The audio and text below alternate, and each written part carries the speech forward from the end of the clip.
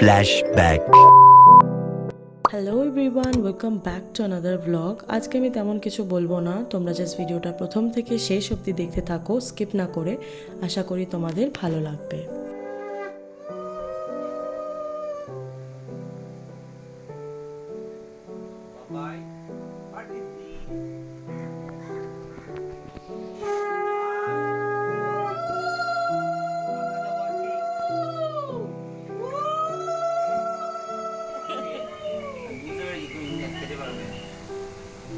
चलो हाँ ये ना नहीं जाओ তোমাদের সাথে আমি আইবুড়ো ভাত আর বিয়ের ব্লগ তো শেয়ার করেছি, আর আমি বলেও ছিলাম ভিডিওতে যে বিয়ের দিন আমি রাত্রেবেলা নিকিতার বিয়ে দেখার পরেই দেবমিত্রার বাড়ি চলে গেছিলাম। তো তার পরের দিন যেহেতু বিদায় বরণ, আর সকালবেলা আমি দেবমিত্রার বাড়ি থেকে তাড়াতাড়ি চলে এসেছিলাম, কারণ কি নিকিতা চলে যাবে। তো সবাই আশীর্বাদ করছে, তো এটা ভীষণই একটা ইমোশনাল ভিডিও, যার জন্য আমি খুব একটা কিছু বলতে চাইছি না, কারণ আমারও প্রচণ্ড মন খারাপ হচ্ছিল। যারা এখনও আইবুড়ো ভাত আর বিয়ের ব্লগটা দেখোনি তারা কিন্তু নিচে ট্যাপ করে দেখতে পারো, আমি লিঙ্ক কিন্তু ডেসক্রিপশনে প্রোভাইড করে দেবো। একই মন খারাপ ছিল, কারণ আমরা কোনো বন্ধুরাই নিকিতার সম্পূর্ণভাবে বিয়েটা দেখতে পারিনি। তারপর এখানে এত কান্নাকাটি হচ্ছে, অনেক কন্ট্রোলে ছিলাম অনেকটা, কারণ অন্য পরিবেশে যাওয়া, একা একা থাকা, মা বাবাকে ছেড়ে থাকা, তো সেটা ভেবে আমারই একটা কেমন লাগছিল। আর সবাই এতটা ইমোশনাল হয়ে গেছিলো যে আমি হয়তো বলে বোঝাতে পারবো না যে কি ফিলিং চলছিল। আমি যখন সকালবেলা নিকিতার বাড়িতে এলাম, ও আমাকে হালকা বকলো, আমি সেটাতেও কেঁদে দিয়েছিলাম, কারণ কি বিয়েটা তো ভালোভাবে দেখতে পারলামই না, ইভেন বাসর রাতেও থাকতে পারিনি, এটা ভেবেই যে বাসর রাতে অনেক ভিড় হবে, বাড়িতে অনেক লোকজন থাকবে, তো এমনিও চলে যাবে বলে খুব একটা খারাপ লাগছিল। আমি নিজেকে আর কন্ট্রোল করতে পারিনি, কারণ যতই হোক একসাথে স্কুলিং করা, সবটা শেয়ার করা, ইভেন খুঁটিনাটি সব কিছুই ওর সাথে শেয়ার করতাম, দিনের 1 ঘন্টা 1.5 ঘন্টা কথা বলতাম, তো অনেকটা জুড়েই ও আছে ইভেন এখনও। তো তার জন্য একটু ইমোশনাল হয়ে গেছিলাম। তারপরে ভাবলাম যে না, দিস ইজ দ্য টাইম, আমরা এত বছর ধরে ওয়েট করে এসেছি, তো এখন তোকে যেতেই হবে। যাই হোক, নিজেকেও সামনে নিলাম।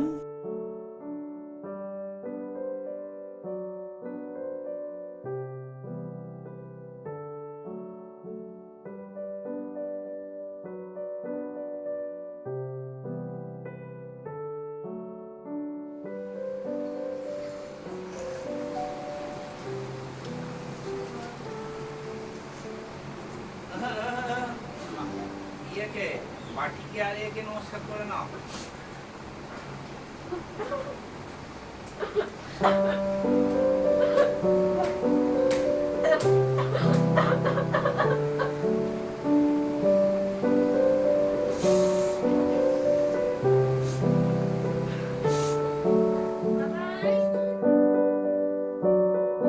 যতটা না নিকিতার বিয়েতে মজা করতে পেরেছি, তার থেকে বেশি আমার মনে হয় ইমোশনাল হয়ে গেছি। Not just because she is my friend, but because ওকে আমি ফার্স্ট টাইম কাঁদতে দেখলাম। ইভেন যখন আইবুড়ো ভাতের ওই আশীর্বাদ করছিল আঙ্কেল, তার আগেও আমি ওকে বলেছিলাম চোখের জল যাতে না পড়ে, কাঁদবি না তো। তারপর থেকে ওর চোখের জল পড়া শুরু হয়েছে, যেটা ভীষণই লেগেছে আমারও, কারণ কোনোদিনও দেখিনি ওকে কাঁদতে। আর তোমরাই বলো না, যদি চোখের সামনে তোমার ভালো একজন বন্ধু বা খুব ভালো মনের মানুষের চোখের জল দেখো, তাহলে কি তোমাদের ভালো লাগবে?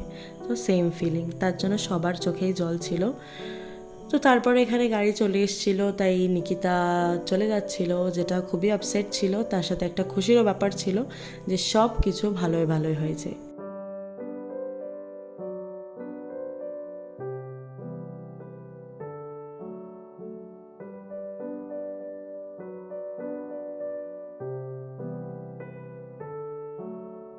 তারপর এখানেও চলে গেল গাড়িতে উঠে, ভীষণ মিস করছিলাম।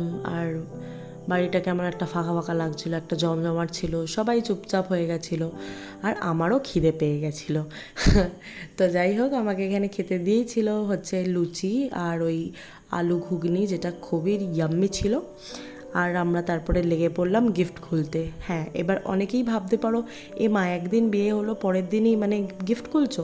হ্যাঁ, বিকজ অনেক গিফট ছিল যেগুলো বাড়িতে লোড হয়ে গেছিলো, তো সেগুলো এখন সব যাবে খাটের তলায় বা আলমারির ওপরে। তার জন্য আমি, আন্টি, আরও 2-3 জন যারা পরিবারের ছিল তারা সবাই মিলে গিফট খুলছিলাম আর দেখছিলাম। বেশ ভালো ভালো জিনিস পেয়েছে যেগুলো আমি হয়তো শেয়ার করতে চাইছি না।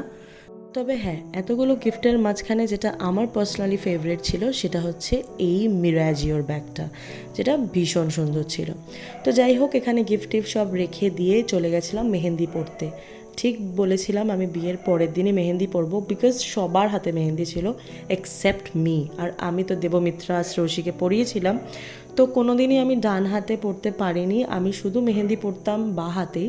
সেটা আমি তোমাদের সাথে অনেকবার শেয়ার করেছিলাম। তারপরে আন্টিকে রিকোয়েস্ট করার পরে আন্টি ওই মেহেন্দি আর্টিস্টকে ডেকেছে। তোমরা আমার পুরো মেহেন্দিটা পরা হয়ে যাক, শেষটুকু দেখো মেহেন্দি পরানোটা। এত সুন্দর মেহেন্দি পরিয়েছে, মানে দুটো হাতে, আর কত কম টাকায় বিশ্বাস করবে না, জাস্ট 300 রুপিস। ইয়েস, ঠিকই শুনলে, 300 টাকা নিয়েছে আমার দুটো হাতে মেহেন্দি। তো আমি নিচে কন্ট্যাক্ট দিয়ে দেবো, তোমরা চাইলে কোনো ইভেন্ট বা ওয়েডিংয়ের জন্য কিন্তু ওনাকে কন্ট্যাক্ট করতে পারো। এত সুন্দর একটা মেহেন্দি পরিয়েছে, উইদিন 15-20 মিনিটসে পুরো কমপ্লিট করেছে, যেটা অসাধারণ ছিল।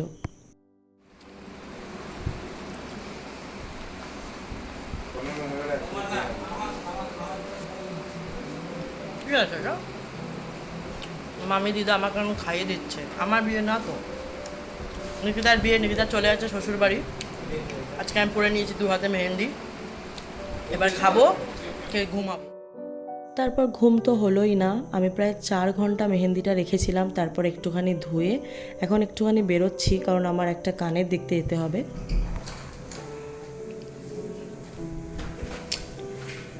এখন একটু যাব হচ্ছে হাতিবাগান। হাতিবাগানে গিয়ে একটা কানের নেব, তো দেখা যাক কি কানের।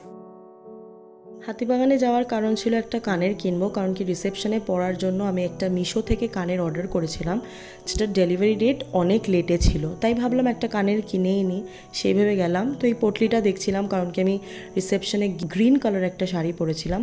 তারপর কানের তো পছন্দ হচ্ছিল না, যেগুলো হচ্ছিল সেগুলো অনেকটা বেশি মানে বড় বড় লাগছিল।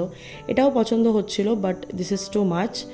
তারপরে একটুখানি কিছু জুয়েলারি সেট দেখছিলাম, অনেক কম মানে চোকার টাইপের পার্লের সাথে, যেগুলো দেখছো তোমরা, এগুলো 200-250 করে স্টার্টিং, যেগুলো খুব সুন্দর লাগছিল, বাট আমি নিয়ে নিই খুব একটা। তারপর আমার আবার খিদে পেয়ে গেছিলো, তাই আমি চলে গেছিলাম এই স্পেসিফিক্যালি দোকানটা, কারণ কি এখানকার ম্যাঙ্গো লাস্সিটা আমার অসাধারণ লাগে। তারপর খেয়ে দিয়ে একটু এগাতেই দেখলাম একজন লোক আর কি সবার থেকে খাবার চাইছিল, উনি কিন্তু টাকা চাইছিলেন না। তো যেটা আমার দেখে ভালো লাগলো, তাই জন্য, আর সেদিন খুব গরম ছিল, তাই আমি ওনাকে একটা আইসক্রিম কিনে দিলাম। দেখো, কেউ ভেবো না যে আমি এটা দেখানোর চেষ্টা করছি। আমার ভীষণ ভালো লাগে যে এরকম মানুষদের টাকা না দিয়ে যদি আমি কোনোভাবে খাবার দিয়ে উপকার করতে পারি, তাই তোমাদের সাথে যেইটুকু ক্যাপচার করেছি সেটা শেয়ার করেছি। আমি যদি চাইতাম, সেখানে অনেক লোক ছিল, আমি আরও বড়োভাবে ভিডিও নিতে পারতাম। এনিওয়েজ, তারপরে আমি চলে গেছিলাম আবার কানের দেখতে। লাস্টে ভাবলাম যে আমি এখানে কিছুই পাচ্ছি না, তো আমি তার জন্য বাড়ির জন্য একটুখানি ফুচকা নিলাম। আঙ্কেল খেতে খুব ভালোবাসে। তারপরে বাড়ির দিকে রওনা দিচ্ছিলাম।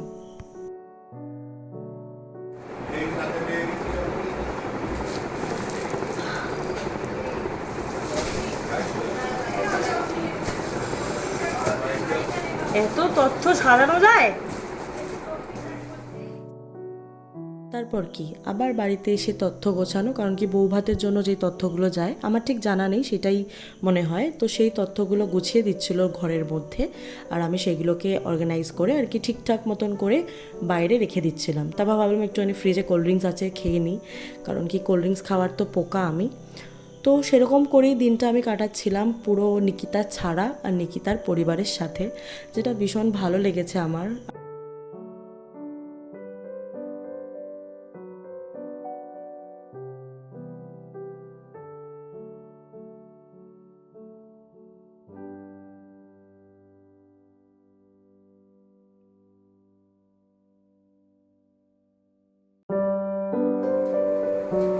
এই বাসন কোসন যাচ্ছে, মেজে ফেজে একটু খাস, তাই না? ভিডিও কল না, ভিডিও বানাচ্ছি, ওকে পাঠাবো এবার।